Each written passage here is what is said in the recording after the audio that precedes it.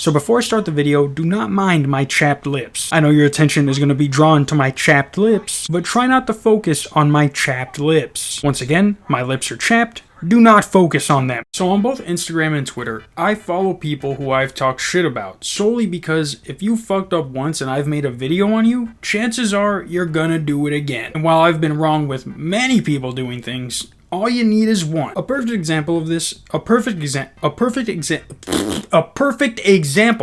is me following Drama Alert. I hate Drama Alert. I hate Keemstar. But do they post things that I make videos on? Fuck yeah. Will I share the same opinion they have on whatever they post about? Fuck no. Case in point, Drama Alert tweeted out, "White man Christopher Woods drops N-word and now has been officially charged with a hate crime and is facing 90 days in prison. Do you think this is a hate crime, or does he have free speech?" Well, if he's been officially charged with a hate crime, then there's no need to ask if it's a fucking hate crime. Also, freedom of speech never means freedom of consequences. And why did he have to specify that he's a white man? We could see from the video you attached that he is clearly a white man. A black guy isn't gonna get charged with a hate crime for saying the N-word. Saying white man is their way of getting people to be like, are whites being discriminated against, guys? Are whites having a harder time in America than other races? And then posting the video alone of the guy who was charged with the hate crime explaining what happened and nothing else is also just shit journalism on their part. So much so that it had to have added context because you didn't post the full fucking story. Now before I play you the video, I am going to read to you how this whole situation went down and then let you hear this white man's explanation. So basically everything happened at some liquor store or gas station, and this is what actually happened. So according to a criminal complaint, the incident began when Wood allegedly said to a white woman that she should ditch the black man she was with and find a white man because there weren't enough white people around. That, or just move your ass to a white community. This ultimately led to an altercation between Wood, the woman, and the two men she was with. According to the criminal complaint, Wood repeatedly used the N-word during the altercation, even offering to hug one of the men he was arguing with. It says that Wood even used the N-word when speaking with officers who wrote him a citation saying, "Keep fighting N-words because they're taking over our country." He said that, not the cop. That's what they're saying he wrote down on the paper. And then the cherry on top of everything was that this wasn't just a he said, she said situation. It was actually witnessed by two people who recorded the whole thing. Unfortunately, we do not have that video. But that's besides the point. As you can tell from this article, Christopher Carl Wood right here is a racist piece of shit. And the fact that he was charged with a hate crime and is facing 90 days in jail shows that this is a reasonable solution for blatantly racist people. Trust me, after 90 days in jail a couple times for being racist, they'll eventually learn to be like, no,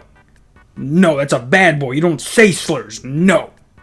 They'll learn. But now, here's the video of Chris explaining what happened, and it's like a minute and some change, but just listen to his story, and you guys tell me if there's anything missing.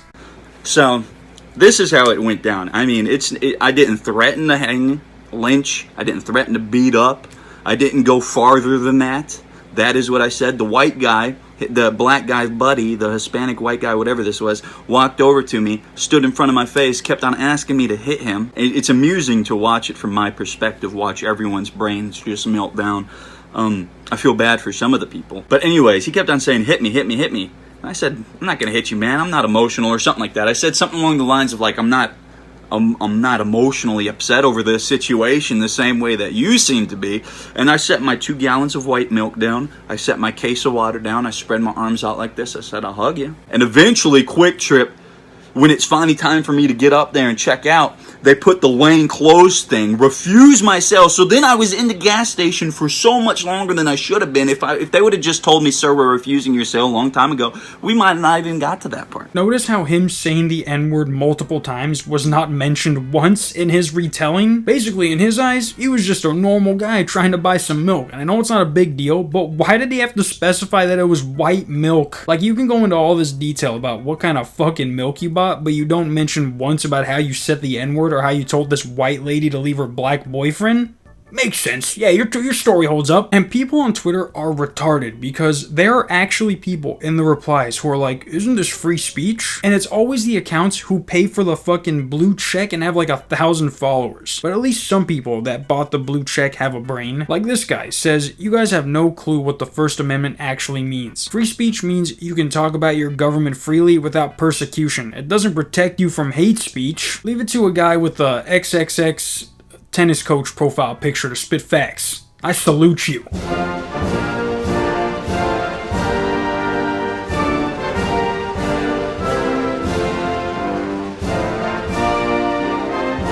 But the cherry on top of everything is that, of course, he actually did get charged with a hate crime. And he did actually post his summons or whatever. I've never been in trouble by the law like that, so I don't know what the fuck this is. But he posted this paper that the state of Wisconsin sent him, and it says he was charged with disorderly conduct, hate crime. And this happened 2 months ago, it says. I don't know where it says 90 days on here, but I'm probably just reading something wrong or probably just don't see it. But yeah, guys, if you don't want to get charged with a hate crime, don't say derogatory things to a race you're not a part of. For being 29 years old, that should have been common sense to him. Unfortunately, it's not. Fortunately for me, I get to make a video out of it. I also did prepare this video the same time I was preparing my Kai video, so hopefully if everything goes right, and things rarely do, this video will come out right after that, meaning the next day, meaning today. See you guys tomorrow. Peace.